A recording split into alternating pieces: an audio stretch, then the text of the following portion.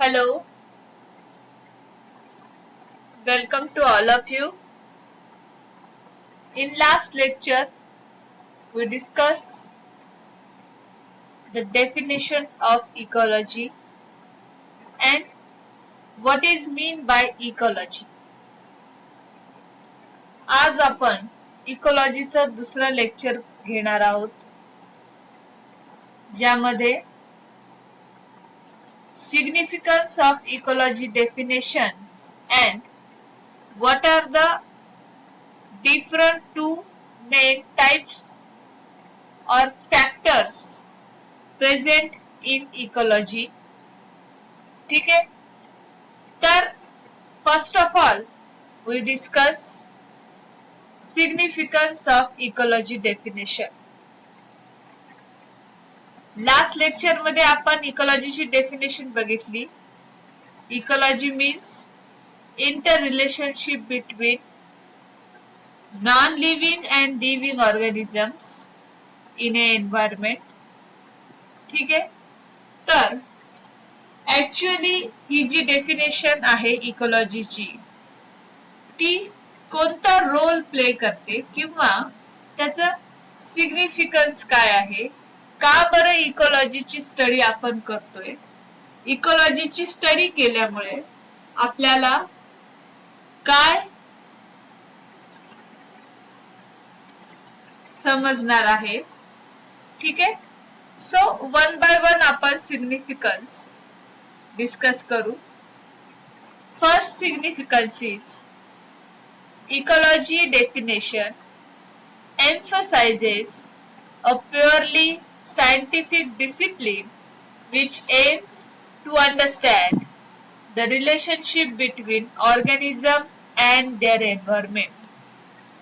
म्हणजे इकॉलॉजीचे डेफिनेशन मध्ये आपल्याला असं दिसून येतं की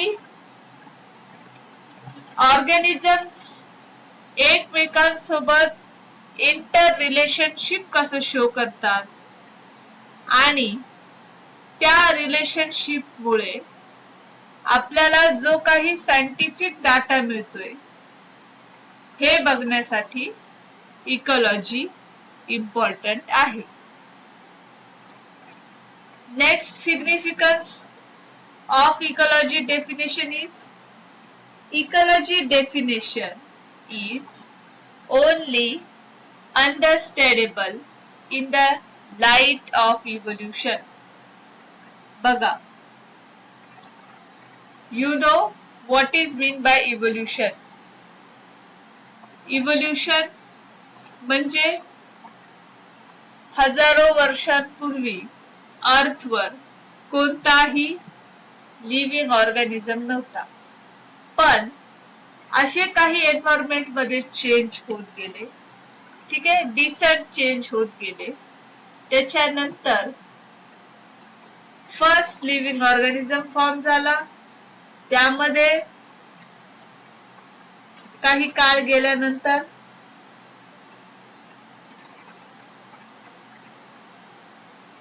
आताची जी पृथ्वी आहे त्यावर जे काही सगळे होल ऑर्गॅनिझम्स प्रेझेंट आहेत ते तयार झाले. तर ह्या प्रोसेसला इव्होल्यूशन म्हणतात.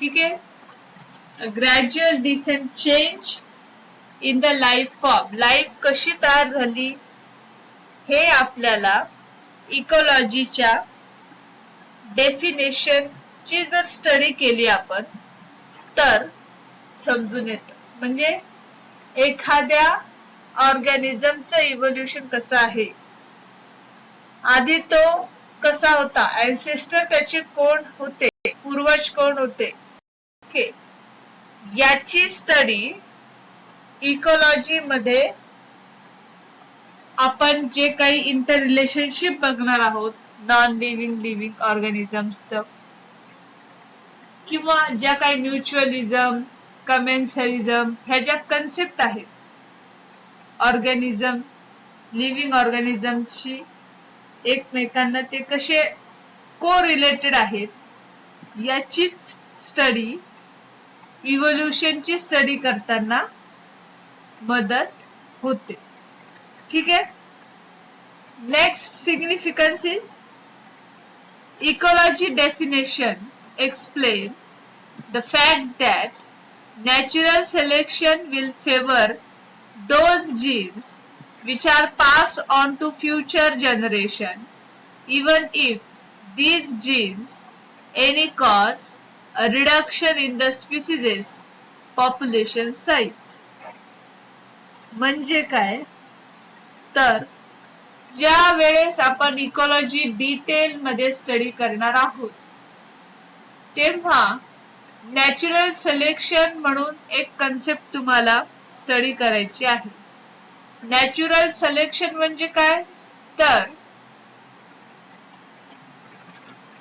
एन्व्हायरमेंट मध्ये किंवा नेचर मध्ये असेच ऑर्गॅनिझम सिलेक्ट होतात जे की स्वतःला अडॉप्ट करून घेतात, बदललेल्या एन्व्हायरमेंट मध्ये स्वतःला ऍडजस्ट करून घेतात, कॉम्पिटिशन मध्ये विन करतात आणि सर्वायवल टू फिटेस्ट असतात. ठीक आहे.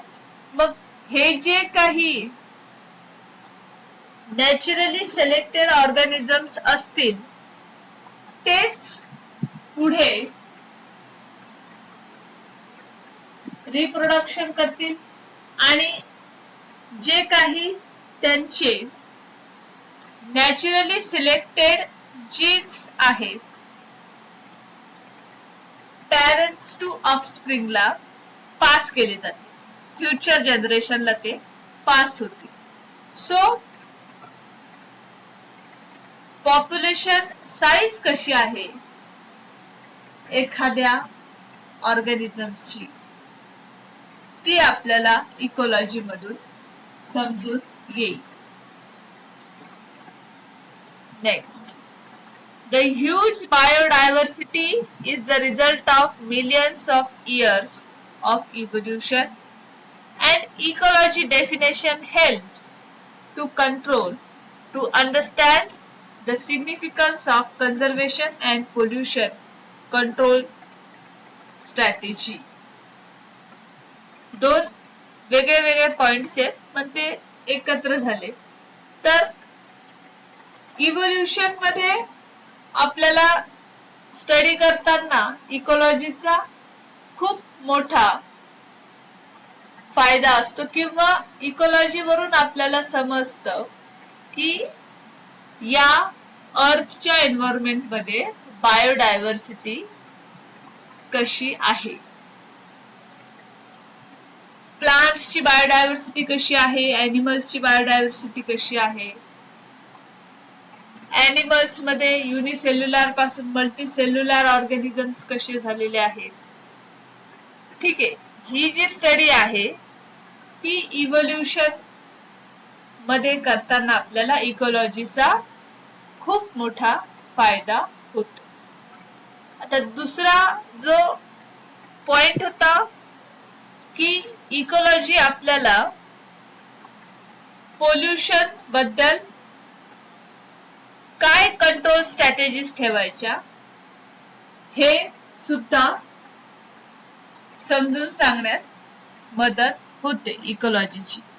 म्हणजे आता जो काही एरिया आहे फॉरेस्टचा एरिया आहे तर तिथे जर खूप सगळे ॲनिमल्स प्रेझेंट असतील आणि बाजूलाच इंडस्ट्रियल एरिया वगैरे होत असेल तर ते त्या ॲनिमल्सला प्लांट्सला कसं आहे हजार्डस किंवा घातक ठरू शकतो. मग आपण कसं त्या एरियाला कन्झर्व केलं पाहिजे हे इकॉलॉजीच्या स्टडीवरून आपल्याला समजून येईल. नेक्स्ट पॉइंट आहे genes and environment are given equal importance in ecology definition. genes तुम्ही लास्ट इयर मध्ये बघितलं आहे. जीन्स म्हणजे structural and functional unit of life. ठीक आहे. आता जीन्स जे आहेत ते पर्टिक्युलर कॅरेक्टर पास करतात from parent to offspring. Suppose heat resistance gene आहे, तो सपोज एखाद्या बॅक्टेरियामध्ये आहे, तर एक पॅरेंट बॅक्टेरिया डॉटर बॅक्टेरियामध्ये तो जीन ट्रान्सफर करत असतो थ्रू दी सेल सायकल. मग त्याचा जो काही स्टडी आहे किंवा त्याची जी काही स्टडी आहे ती आपण जेव्हा इकॉलॉजी डिटेल मध्ये बघू त्याच्यानंतर समजून येते. Next, ecology is a complex subject where mathematical models are used to test the hypothesis in various aspects. Even meteorology, economics, chemistry, physics integrated in the study of ecology. म्हणजे इकॉलॉजीची study करताना आपल्याला हे जे दुसऱ्या ब्रांचेस आहेत मेटरॉलॉजीच्या, इकॉनॉमिक्सच्या, केमिस्ट्रीच्या, ह्या ब्रांचेसची पण study थोड्याफार प्रमाणात होते. इकॉलॉजी म्हणजे फक्त प्रोड्युसर, कन्झ्युमर, कार्निव्होरस किंवा फूड चेन एवढंच सीमित नाहीये, तर इकॉलॉजी हा कॉम्प्लेक्स सब्जेक्ट आहे. त्याच्यामध्ये तुम्हाला मॅथमॅटिकल एक्सप्रेशन्स दिसतील, मॅथमॅटिकल मॉडेल्स दिसतील, इकॉनॉमिक्सचा पार्ट दिसेल, केमिस्ट्रीचा पार्ट दिसेल, फिजिक्सचा पार्ट दिसेल. ठीक आहे. So ecology is a vast type of study. Now next, chance events play significant role on ecology definition. The opening of a gap in a forest canopy or the breaching of a sand dune after a storm will have a major impact on the ecology of the local flora and fauna, and both are unpredictable in the time or location. म्हणजे काय? तर flora म्हणजे काय? Flora म्हणजे plants आणि fauna म्हणजे काय? Fauna म्हणजे एनिमल्स. ठीक आहे. आता एखाद्या फॉरेस्ट कॅनॉपी मध्ये म्हणजे फॉरेस्टचा जो पोर्शन आहे तिथे तुम्हाला कसं दिसेल? मैदानी प्रदेशापासून मग जसं आपण वर जाऊ टेरेस्ट्रियल पासून, तर पहिले तुम्हाला हर्ब्स दिसतील, मग श्रब्स दिसतील, मग थोडे श्रब्स पेक्षा मोठे ट्रीज दिसतील आणि मग त्याच्यानंतर लॉंग किंवा हायेस्ट ट्रीजची कॅनॉपी दिसेल. तर ही जी स्टडी आहे फ्लोराची ती आपल्याला तिथे करता येईल इकॉलॉजी मध्ये. आणि फ्लोरा बरोबर प्लांट्सच्या बरोबर एनिमल्सची सुद्धा स्टडी तिथे होते.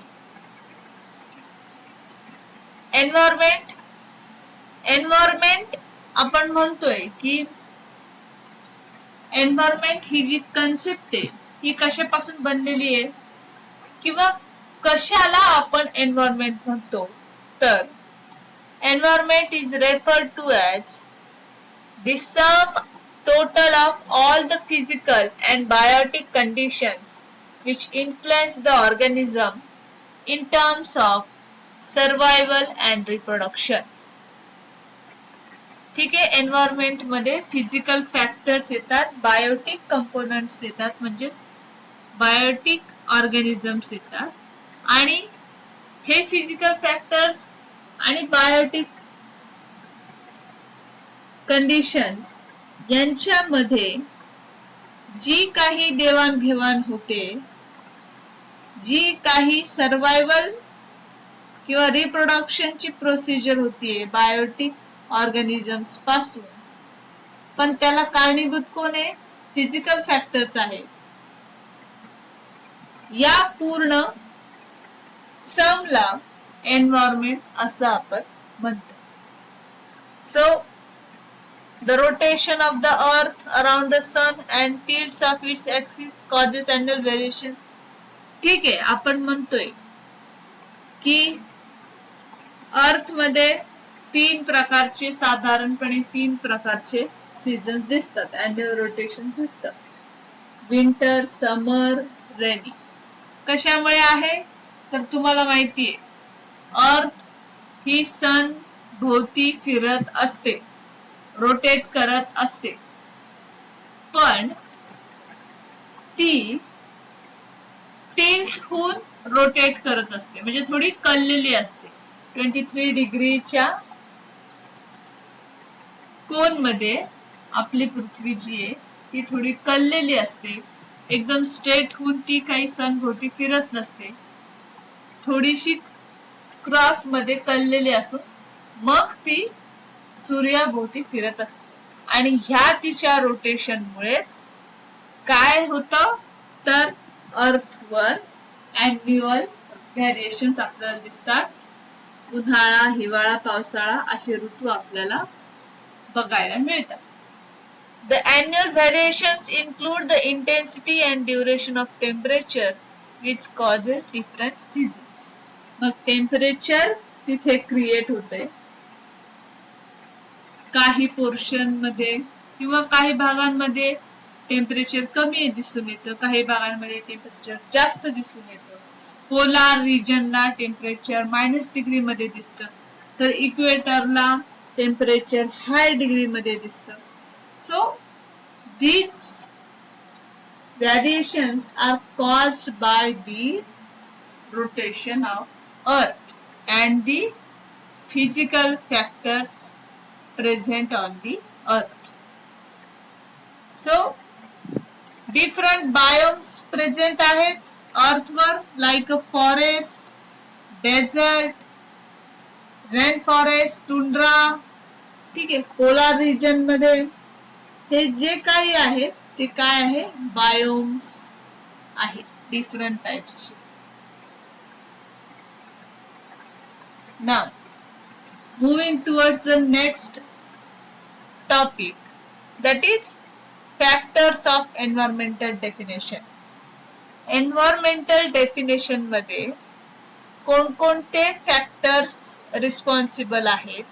So there are two factors in the environment and they are abiotic factors and biotic factors. बघा, इकोलॉजीची स्टडी करत असताना तुम्हाला इकोलॉजीची डेफिनेशन आणि त्याचबरोबर कोणते फॅक्टर्स इन्व्हॉल्व आहेत इकोलॉजी मध्ये हे माहितीच असायला पाहिजे. तर अबायोटिक फॅक्टर्स ज्याला आपण नॉन लिव्हिंग म्हणू आणि बायोटिक फॅक्टर्स ज्याला आपण लिव्हिंग म्हणू.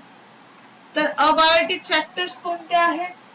Abiotic factors include temperature, water, light and soil. These are the abiotic factors. Biotic factors कोणते कोणते आहेत? All plants, animals, microorganisms, parasites, predators and competitors. आता डिटेल मध्ये आपण जसं पुढे लेक्चर्स घेत जाऊ तसं डिटेल यांची आपण स्टडी करणार आहोत. So the picture show abiotic and biotic factors. ठीक आहे, तुम्हाला सनलाइट आणि हीट दिसेल, अबायोटिक फॅक्टर मध्ये येतात. त्याच्यानंतर प्रोटोझोन्स, अल्गी, प्लॅन्क्टॉन, बॅक्टेरिया हे तुम्हाला त्या वॉटर बॉडीज मध्ये दिसेल. टेरेस्ट्रियल मध्ये इन्सेक्ट दिसतील, काही ॲनिमल्स दिसतील, फंगस दिसेल, फंजाय. हे कशामध्ये येतात? तर बायोटिक फॅक्टर्स मध्ये हे येतात. नाव एका लाईन मध्ये आपण डेफिनेशन बघूया अबायोटिक फॅक्टर्सची. आता इथून पुढचे जे लेक्चर्स असतील ते आपण अबायोटिक फॅक्टर्स डिटेल मध्ये बघणार आहोत. ठीक आहे. So thank you very much. Next lecture मध्ये आपण अबायोटिक फॅक्टर्स ची डेफिनेशन बघून टेम्परेचर अबायोटिक फॅक्टर स्टार्ट करू.